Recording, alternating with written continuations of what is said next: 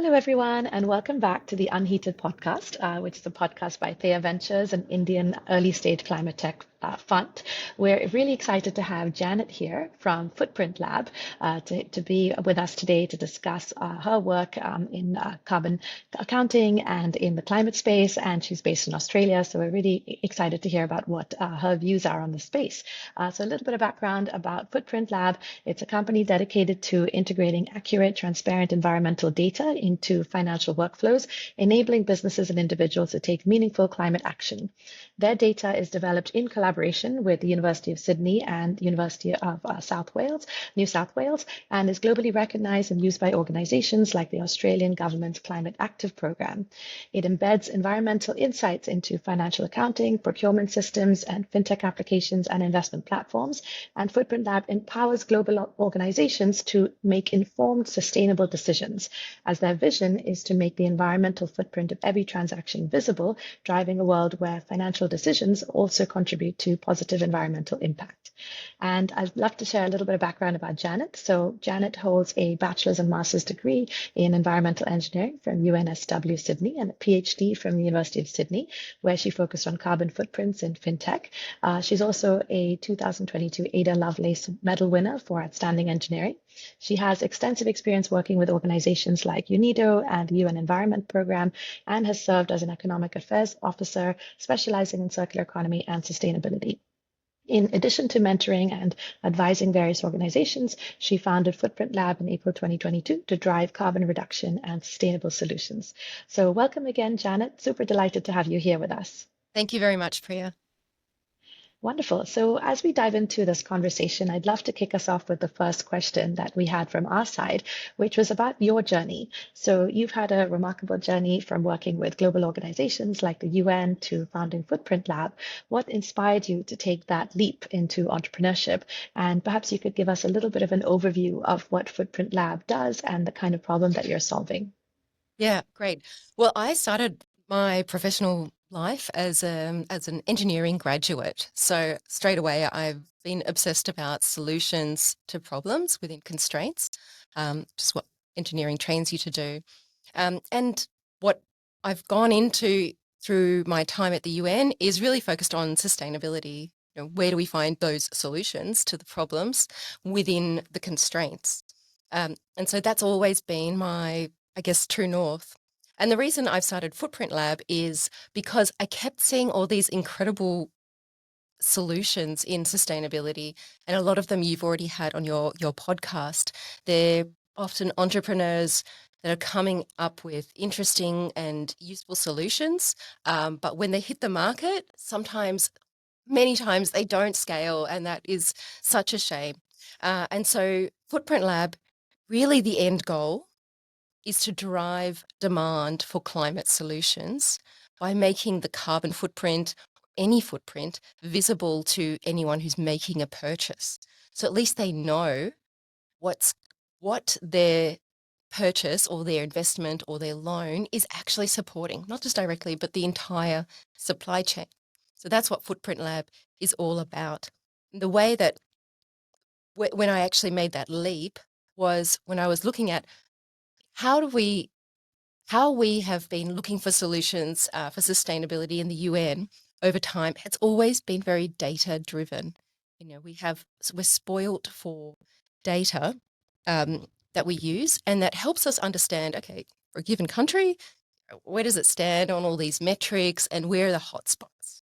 So for example, I remember once we were working with Vietnam and we saw, okay, for every dollar of economic activity, they need $17 of water, 17 litres of water, sorry. That's a lot.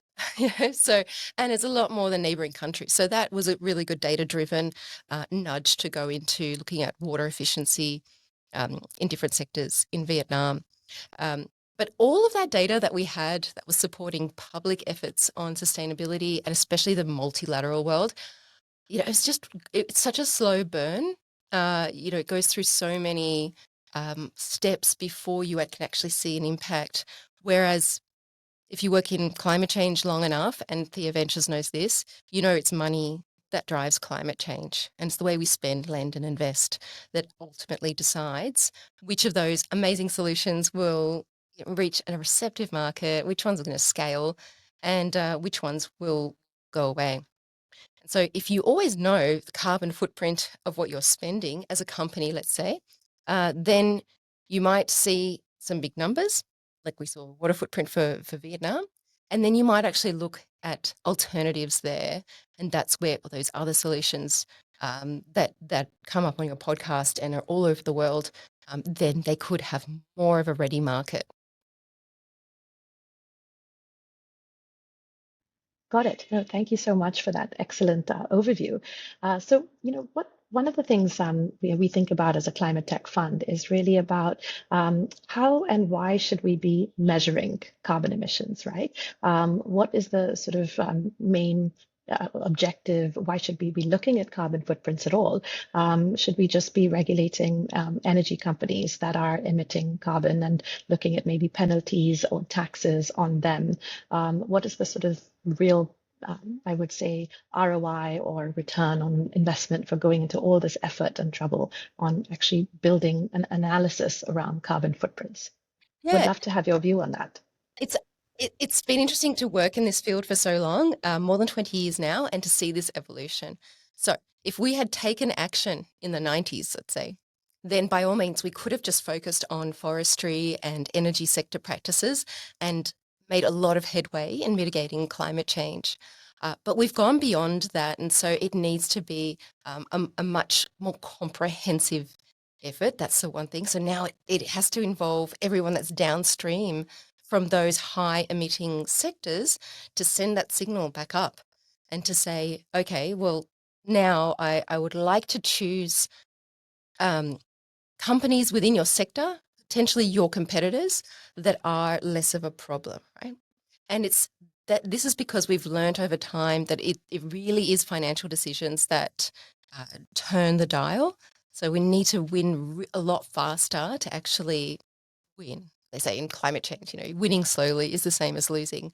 So if you look at how decisions are made for companies that need to transition, they need to make that energy transition, they need to decarbonize, that has to be a business decision. There needs to be a business case. And the business case can only be made if there's regulatory risk.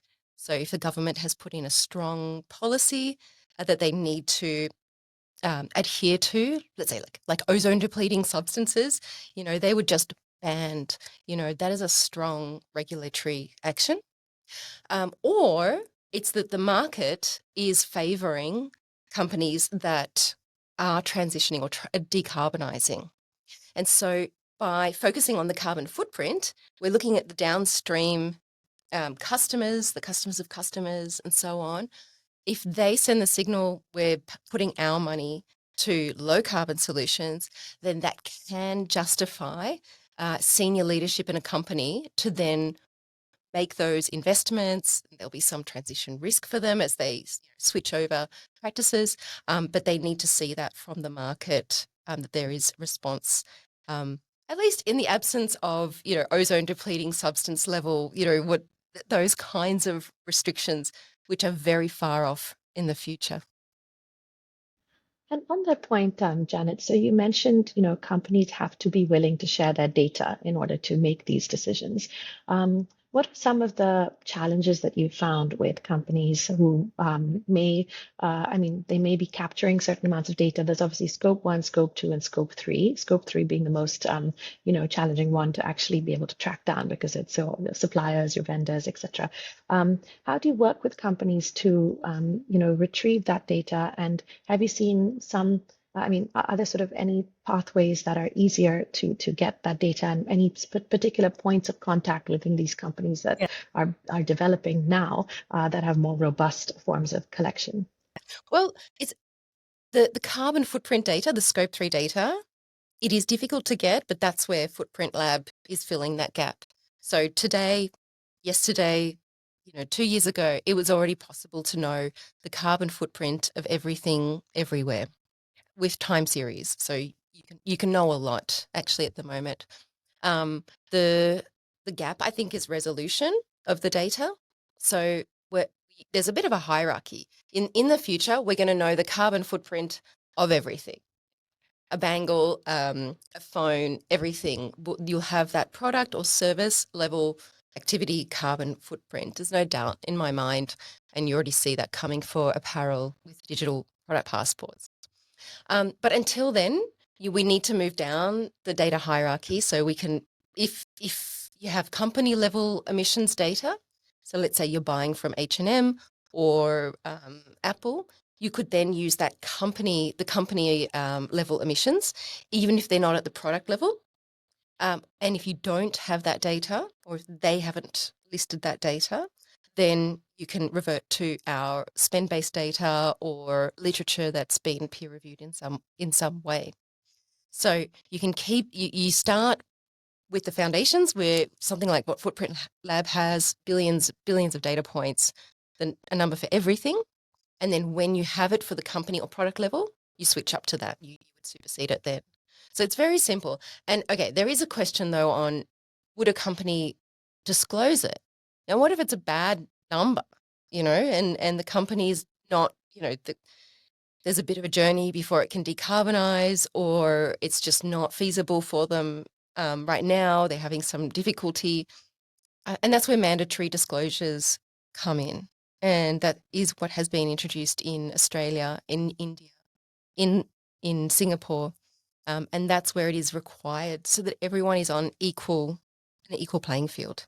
Otherwise, you have the situation where some are disclosing and they've gone to all that effort and maybe some cost, they've taken on the risk, and it's really, they've done it and they should be rewarded. But if they're disclosing and no one else is, then it doesn't really give them the advantage that you might think it would. If everyone's disclosed and, then it's fair game. Then it's up to us in the carbon accounting industry to make it as easy and cheap as possible for everyone to do it, so everyone can start. And if for me, what I always also tell certain industries is we don't have to disclose, we don't have to do that. So our priority right now is X other things. So that we're going to do that right now. But what they miss out on is the readiness factor, where if you don't have to disclose yet, but you measure anyway and see where you stand, and then we provide also the benchmark data, and they say, oh, okay, actually I'm already less than the average, or I am so far above the average that this cannot be disclosed. I need to take some action. So I think there's a good if companies don't want to disclose, I think the earlier they're just aware of what risk they have, the better. But that's Yeah. also, your job as Theo Ventures. I know that's a big part of what you do is you ask companies that you want to invest in, how exposed are you to climate risk? If there's a carbon price coming in, if there are mandatory disclosures, if there are limits, are you guys going to fail or thrive?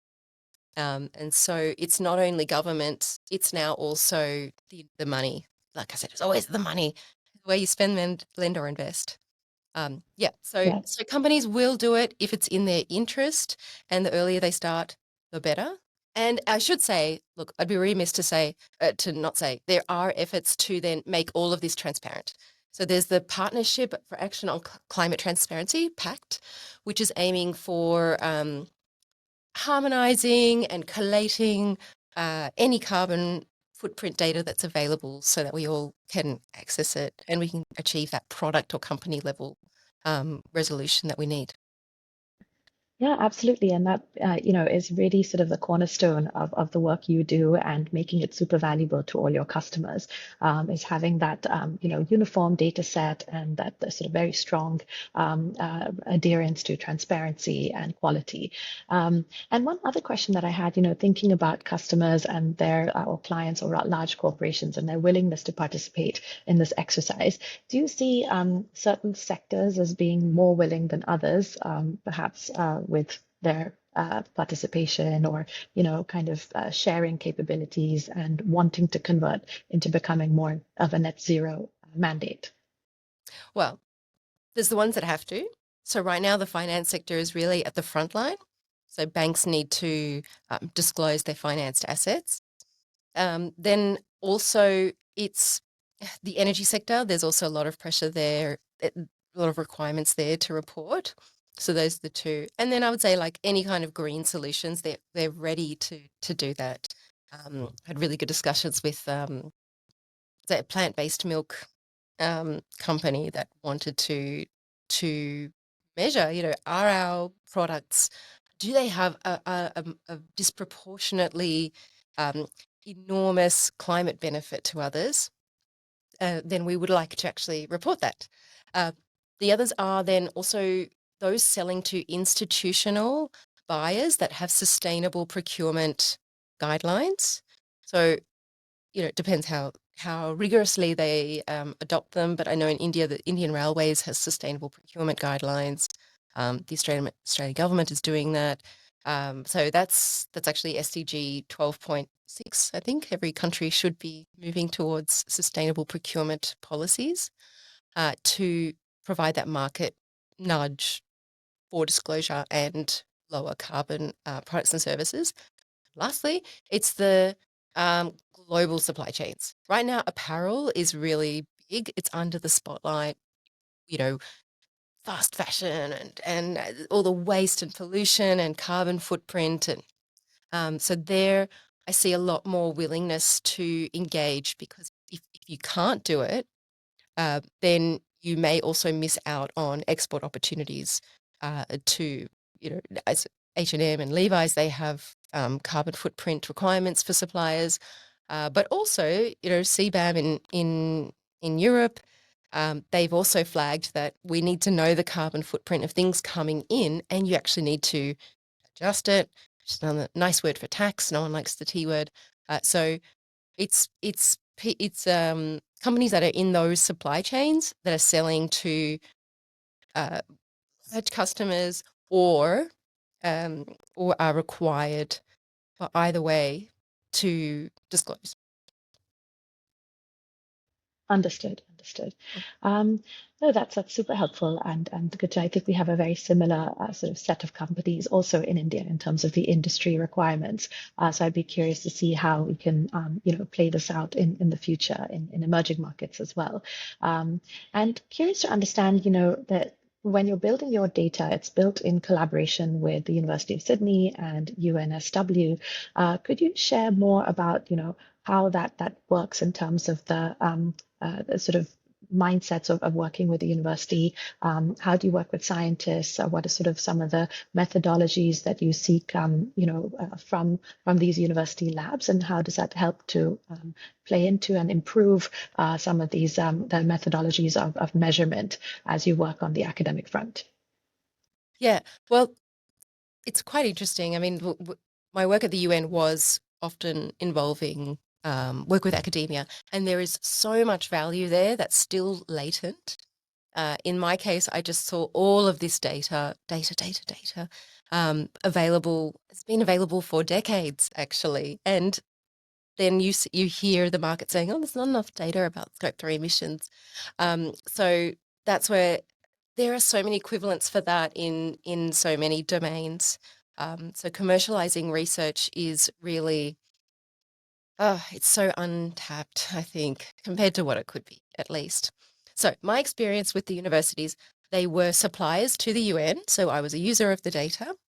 And at that, I remember, at a certain point, I think it was 2017, 18, we started to get a lot of digital uh, um, fintech. So basically, digital fintech, but basically people were tapping to pay or using QR codes instead of paying with cash. And so I could immediately see, well, all that data is per dollar. So if we know the impact per dollar of everything, university, please talk to the finance industry about integrating it there. That's where those decisions are really important. And the thing is, though, universities are under so much pressure to publish. So they're not under that much pressure to commercialize, a little bit, and it's changing. But the real pressure is publishing and revenue from students. And so and also they may not be that well placed to be the commercializers. So entrepreneurs can play a very useful role in bridging, like getting scientists some of them just want to be over here where the actual benefit to society at scale might be here. And instead of pushing scientists to breach that, I think this is a good space for entrepreneurs to come in. My method probably is overkill. Maybe I could do a PhD on practical applications of the data. Others probably would have just, jumped straight in. But I did want to understand their world, speak their language, and deliver what's important to them, which is published papers. But it gave me that opportunity to build a relationship. And then while I was doing that research with them, there was all this demand coming in for data. And that's when the idea was, okay, well, I can't do my day job and a part-time PhD and address this demand. So this looks like a gap in the market that I could fill. And that's when FootprintLab started. And to do that, I do have a lot of advice on that for entrepreneurs, but the trust is so important with academics. It is their, this is their blood, sweat, and tears, and it's quite precious. So you've got to build that relationship and trust, and then from there, it's usually a different team in the university that is looking at commercialization agreements, and there are many types. So you can have a non-exclusive license or an exclusive license. In our case, we had to have an exclusive license for this to be feasible. But you could also enter into an agreement on IP, or there could be an equity share. It could be, the university could have, it could be a direct spin out from the university, and there could be a lot or little involvement of the academics there. But I do highly recommend this because the universities are great to work with. And it's like having, as a startup, you always need your expert advisory board. And if you're doing a PhD, you basically have an expert advisor on hand. And then if your PhD and your startup align, then obviously it's incredibly valuable. I can always call on him to answer any technical questions we have. Yeah, absolutely, absolutely. No, I think universities to work with are fantastic, beds of knowledge and really great fountains of talent as well. And you have some really sort of fantastic students and professors that you can partner with for the future. So that's very interesting as well. In terms of expansion outside of Australia and to emerging markets, as you know, Thea Ventures, we operate in India. Are there any sort of ways in which FootprintLab is looking to serve some of these larger organizations or larger markets? And basically, we have different reporting requirements across different markets, and some of the data isn't as available, for example, even and some companies or rather some markets don't have compliance markets or voluntary carbon markets as well. So what do you do sort of in these situations, or what's your plan for the company as you're looking at expansion? Yeah, global expansion was important from day one because we have data for 164 countries. So we can sell, our market is equally in Australia or, at 163 other countries. So where do you start? And so for us, we do want to support emerging economies that haven't had access to this data in the past. So European countries have had this data available for quite a long time. So there's been a real global asymmetry that we want to even out first. And for us, the most important first country was India because firstly, it's a large market on its own, having such proliferation of fintech and digitization of the financial sector. So there alone, that is a market worthy of attention. However, the more interesting, the very compelling thing about India is the extent to which it provides services to the global financial services industry, either through tech or fintech. So the large system integrators, for instance. So Indian firms are really touching transactions in so many ways all around the world. And that interface with global transactions is very, very attractive to us. So, for instance, we've joined HCL Software's um, Sync HCL Sync program, which is for startups to explore how you can integrate into their data infrastructure. And now, if you look at HCL Software, I mean, they're used by everyone. Even if you've never heard of them, if you've bought anything online or in store, you've probably it's probably involved some of their software, or your bank has used some of their software. So they're everywhere, and I think that's a perfect example of why you would go to India first to access that kind of global supplier opportunity. But equally, we have discussions, we have clients in Singapore would be another priority, by the way, because the government there is very, very supportive of green fintech. And they have, they move a lot of money. So countries like Singapore are small, but move a lot of money. And so that when they have a good interface and a good policy interface with the economy and good green policy, then that's also a nice match. But yeah, what I did want to say is that Indonesia only just introduced mandatory Scope 3 disclosures. Huge country, huge economy, and very little data. So that is another country we're working on supporting. But then a country like Cambodia, we're working with a bank client there. They really wouldn't have access to this kind of data, but they are affected by global supply chains, for instance, in the garment industry.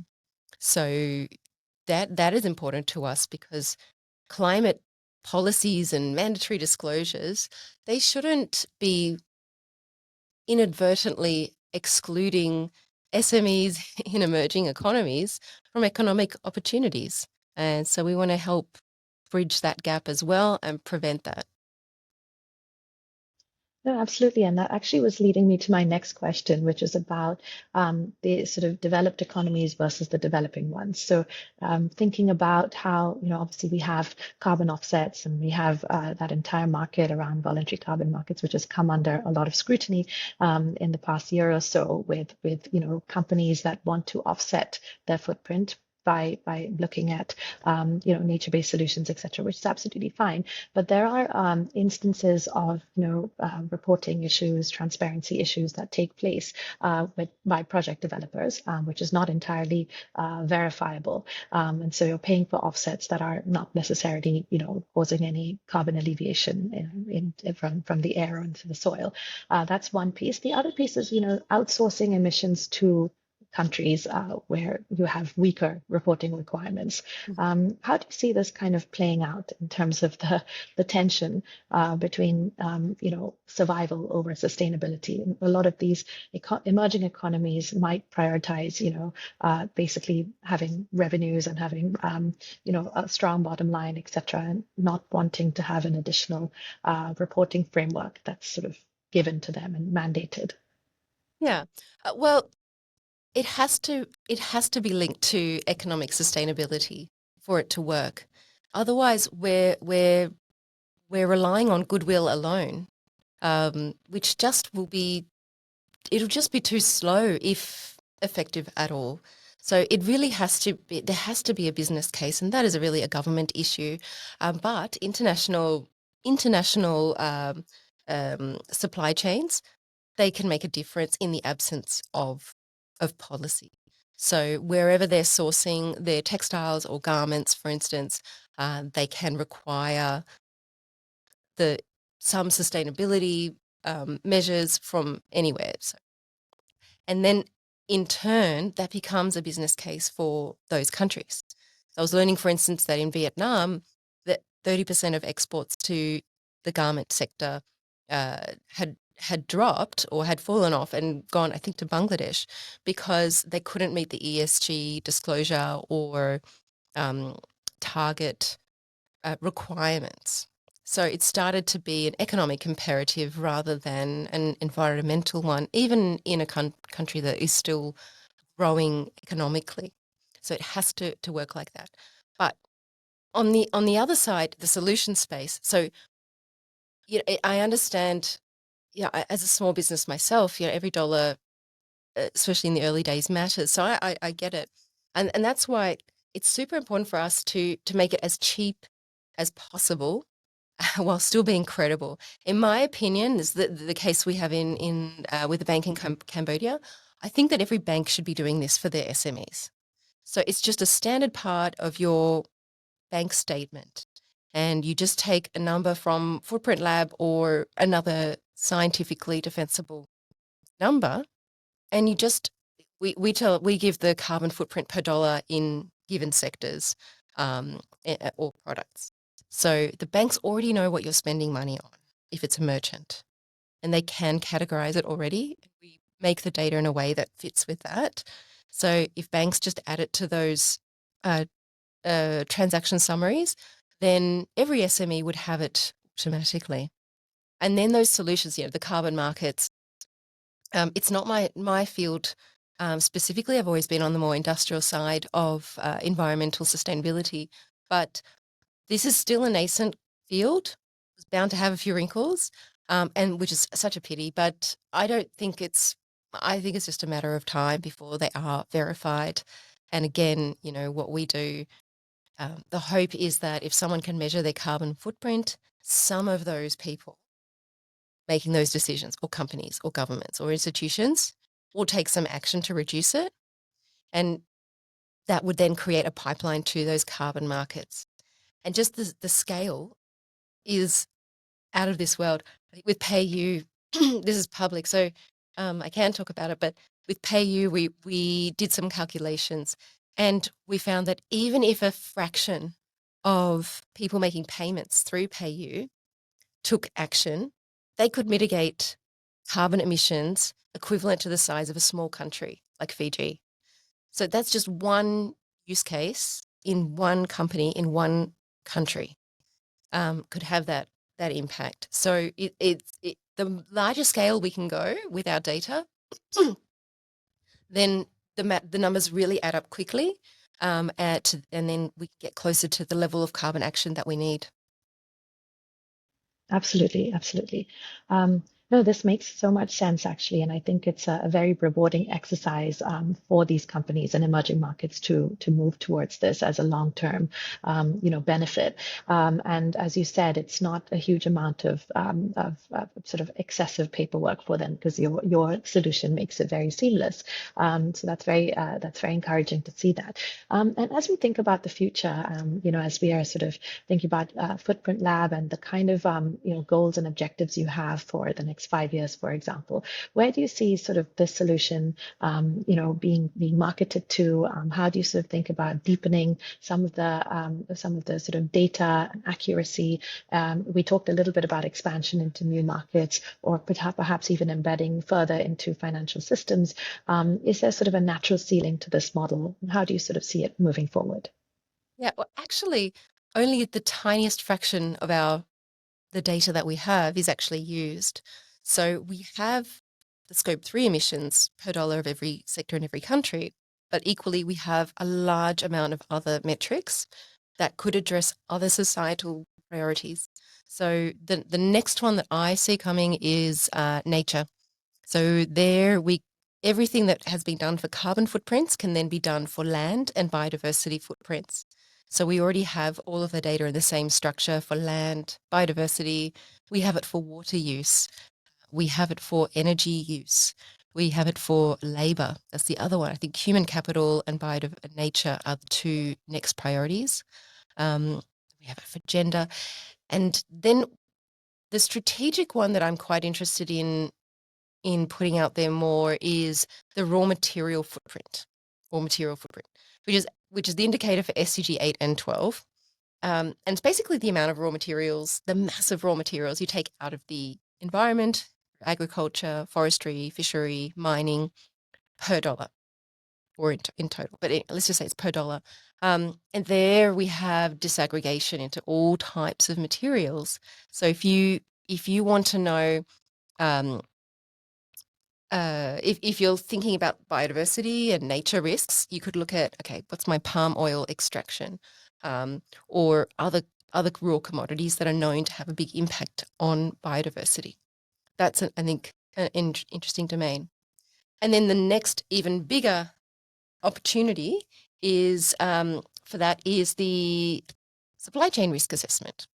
So this is something that we're talking to business analytics companies about, which is that, ESG or this sort of green fintech, it actually can be a vehicle for other business cases or use cases that have a stronger business case.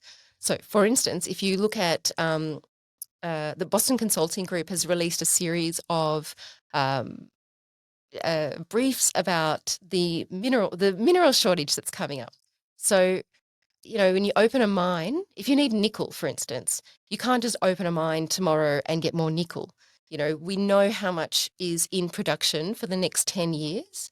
And that way, we can also predict how much demand there is for the next 10 years. And what BCG has found is there's a shortfall of about 30%. And so in our database, we know the nickel footprint per dollar of every sector in every country. And so a business analytics platform might use our data to say, oh, how exposed are these sectors to nickel shortages within 10 years? Or investors, might be interested to know, Boston Consulting Group said this thing. What what does our portfolio look like? So I think commodity risk, supply chain risk, and all those dependencies. And now with the trade war, especially, we've heard of tariffs going on to steel, aluminium, or there could be restrictions on certain commodities like, South Africa produces, I think 98% of the world's platinum. So, if we need platinum in the future and they decide, we're going to keep it, that's a risk. So I think ESG is going to expand from carbon to other metrics. We have all of that already. And then ESG can actually deliver on supply chain risk assessment, be outside of ESG concerns. Understood. No, that's a very comprehensive way to think about it, and really, really admire sort of the outward vision of your company, and the ways in which you're looking to embed into various different types of industries and supply chains. So I think that was sort of wrapped for our conversation today. Would love to have you share anything else that you'd like to our listeners to know about. As you know, our listeners are based in India mainly, and many of them are starting companies from scratch. Any sort of advice for these budding entrepreneurs, people looking for climate financing and a place within the climate tech ecosystem? Any sort of learnings or thoughts that you have that you'd like to impart for them? Well, at least on the carbon accounting side, it's worth embedding that into your product or service from the start so that you're protected from disclosure risk or any kind of carbon risk. And it's easy. It shouldn't be expensive or difficult. So if you can look for something early, do it, see how you compare to the average in your sector. And if you are better than average, by all means, you should be communicating that, especially, when you're bidding for government or global supply chain contracts. So be more sustainable, but measure it with good data and talk about it. Yeah, absolutely. No, that's wonderful. Thank you very much, Janet, for taking the time to spend with us today on this discussion. Really informative discussion, and we hope to see you more often in India. We're happy to introduce you to the companies that we work with as well, and see how FootprintLab can advise or be of a great partner for them. But for now, all the best with the work that you're doing. We look forward to hearing more updates about your journey and the kinds of institutions that you're working with. And big congratulations to all your achievements so far.